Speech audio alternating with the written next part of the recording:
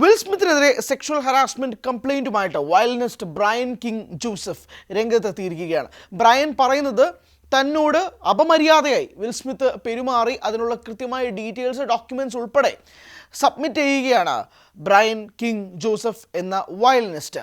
ഇത് ആരംഭിക്കുന്നത് 2024 തൊട്ട് ഏറ്റവും പ്രൈമറി ആൻഡ് ലാസ്റ്റ് ഇൻസിഡൻ്റ് ആയിട്ട് സംസാരിക്കാനുള്ളത് 2025 വിൽ സ്മിത്തിൻ്റെ ഒരു ടൂറിൽ നടന്നൊരു കാര്യം കുറിച്ചാണ്. വിൽ സ്മിത്തിൻ്റെ based on a true story എന്ന ടൂറിൽ സംഭവിച്ചിരിക്കുന്ന ഏറ്റവും പ്രധാനപ്പെട്ട ഒരു കാര്യം കൂടി ചൂണ്ടിക്കാണിച്ചുകൊണ്ടാണ് ബ്രയൻ കിങ് ജോസഫ് ഈ ഒരു സെക്ഷൽ ഹറാസ്മെൻറ്റ് കംപ്ലൈൻറ്റുമായിട്ട് മുന്നോട്ട് വരുന്നത്, രംഗത്തെത്തുന്നത്. ഇനി കാര്യം എന്താണ് എന്നതിനെക്കുറിച്ച് നമുക്ക് സംസാരിക്കാം. സുപ്പീരിയർ കോർട്ട് ഓഫ് കാലിഫോർണിയയിൽ ന്യൂ ഇയർ ഈവിന്, അതായത് ഡിസംബർ 30 ബ്രയൻ ഈ ഒരു കംപ്ലൈൻറ്റ് ഫയൽ ചെയ്തിരിക്കുന്നത്. അതിനകത്ത് പറയുന്നതിൽ പ്രധാനപ്പെട്ട കാര്യം, തൻ്റെ ഈ ടൂറിനിടയിൽ തൻ്റെ മുറിയിലേക്ക് ഒരാൾ ഫോഴ്സ്ഡ് എൻട്രി അല്ലാതെ തന്നെ റൂമിലേക്ക് കയറി. ആ റൂമിലേക്ക് കയറിയതിന് ശേഷം ഒരു കത്തിൽ എഴുതി വെച്ചിരിക്കുന്ന ഒരു കാര്യമുണ്ട്. അതായത് ബ്രയൻ ജസ്റ്റ് അസ് എന്ന് മാത്രം എഴുതിയിട്ട് സ്റ്റോൺ എഫ് എന്ന് പറഞ്ഞുകൊണ്ട് അവസാനിപ്പിച്ചിരിക്കുകയാണ്.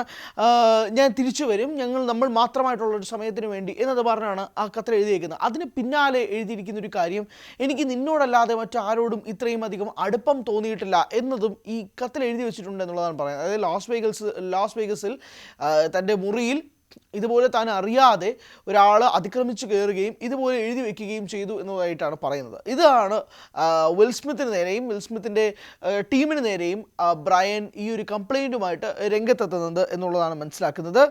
മാത്രമല്ല, ഇതിനകത്ത് ആ റൂമിൽ കുറച്ചധികം കാര്യങ്ങൾ കൂടി ഉണ്ടായിരുന്നു.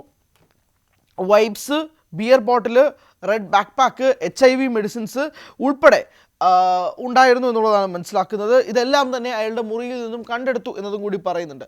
മാത്രമല്ല, ജോസഫിൻ്റെ ഭയം എന്ന് പറയുന്നത് ഇതുപോലെ തൻ്റെ മുറിയിലേക്ക്, ഇപ്പോൾ ഐ വിൽ ബി ബാക്ക് എന്ന് പറഞ്ഞുകൊണ്ടാണ് ആ കത്തിൽ എഴുതിയിരുന്നത്.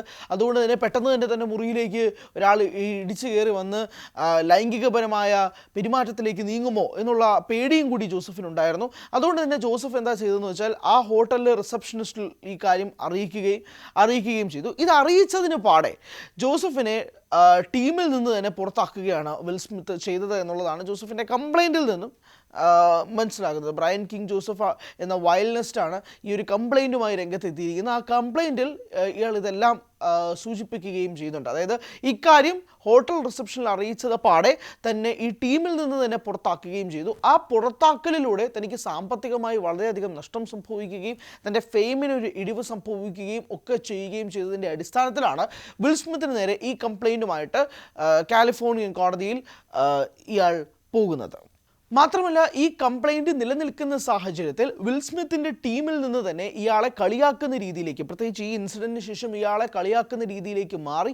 അതിന് പിന്നാലെയാണ് ടെർമിനേറ്റ് ചെയ്യുന്നതും തൊട്ടു പിന്നാലെ തന്നെ ഒരു വയലിനിസ്റ്റിനെ ഹയർ ചെയ്യുകയും ചെയ്തൊരു സാഹചര്യം ഉണ്ടാകുന്നു. ഈ കംപ്ലൈൻറ്റ് നിലനിൽക്കുന്ന സാഹചര്യത്തിലാണ് ഇയാൾ ടെർമിനേറ്റ് ചെയ്ത് പുതിയൊരു വയലിനിസ്റ്റിനെ കൊണ്ടുവരികയും ചെയ്തത്. ഇതെല്ലാമാണ് ഇയാൾ ഈ പരാതിയിൽ പറയുന്ന പ്രധാനപ്പെട്ട കാരണങ്ങൾ. എന്തായാലും ഈ സംഭവത്തിന് പിന്നാലെ തന്നെ വിൽ സ്മിത്തിൻ്റെ അഭിപ്രായം തേടാനും വിൽ സ്മിത്തിൻ്റെ ടീമിൽ നിന്നും അഭിപ്രായങ്ങൾ തേടാനും വേണ്ടിയിട്ട് സോഷ്യൽ മീഡിയയും മാധ്യമങ്ങളും ഒട്ടാകെ തന്നെ പോകുന്നുണ്ട്. പക്ഷേ ഇതുമായി ബന്ധപ്പെട്ട് ഒരു തരത്തിലുമുള്ള റിപ്പോർട്ടുകളോ ഒരു തരത്തിലുള്ള അഭിപ്രായങ്ങളോ ഇതുവരെ വിൽ സ്മിത്തിൻ്റെ ഭാഗത്തു നിന്നോ ടീമിൻ്റെ ഭാഗത്തു നിന്നും ഉണ്ടായിട്ടില്ല. ഒരു ക്ലാരിഫിക്കേഷനും ഇതിൻ്റെ ഭാഗത്തു നിന്നും ഉണ്ടായിട്ടില്ല. എന്തായാലും ഈ കേസുമായിട്ട് മുന്നോട്ട് പോകുന്ന പശ്ചാത്തലത്തിൽ ഇനി എങ്ങനെയായിരിക്കും ഈ കേസിൻ്റെ വിധി, എങ്ങനെയായിരിക്കും ഇതിൻ്റെ പോക്ക് എന്നത് സംബന്ധിച്ചുള്ള ധാരണകൾ കൃത്യമായിട്ട് വരേണ്ടതുണ്ട്. പക്ഷേ വിൽ സ്മിത്തിൻ്റെ ടീമിൽ നിന്നും ഉണ്ടായിരിക്കുന്ന ഈ ഒരു സെക്ഷൽ ഹറാസ്മെൻറ്റ് കൃത്യമായി അക്കമിട്ട് എണ്ണി പറഞ്ഞുകൊണ്ടാണ് ബ്രയൻ കിങ് ജോസഫ് ഈ ഒരു സ്റ്റേറ്റ്മെൻറ്റുമായിട്ട് രംഗത്തെത്തുന്നത്, ഈ ഒരു കേസുമായിട്ട് മുന്നോട്ട് പോകുന്നത്. അതും തനിക്ക് സംഭവിച്ച ഓരോ കാര്യങ്ങളും അക്കമിട്ട് അയാൾ പറയുന്നുണ്ട്.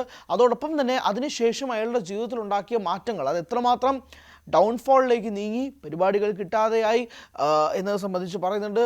താൻ വളരെയധികം ഇമോഷണലി മാനസികമായി പോലും വലിയ ട്രോമയിലേക്ക് പോയി, സാമ്പത്തികമായിട്ട് പൈസ ഇല്ലാണ്ടായി. ഇതെല്ലാം ഇയാൾ ഈ കംപ്ലൈൻറ്റിൽ സൂചിപ്പിക്കുകയും ചെയ്യുന്നുണ്ട് എന്നുള്ളതാണ് മനസ്സിലാക്കുന്നത്. പക്ഷേ ഈ കേസിന് നാൾ വഴി ഇനി എങ്ങോട്ടായിരിക്കും, അല്ലെങ്കിൽ വിൽ സ്മിത്തിനെ സംബന്ധിച്ചിടത്തോളം അദ്ദേഹത്തിൻ്റെ ടീമിൽ നിന്നും ഇനി എന്താണ് ഇതിന് മറുപടിയുമായിട്ട് കിട്ടാനുള്ളത് തുടങ്ങി നിരവധി കാര്യങ്ങൾക്ക് ഇനിയും ഉത്തരം കിട്ടേണ്ടതുണ്ട്.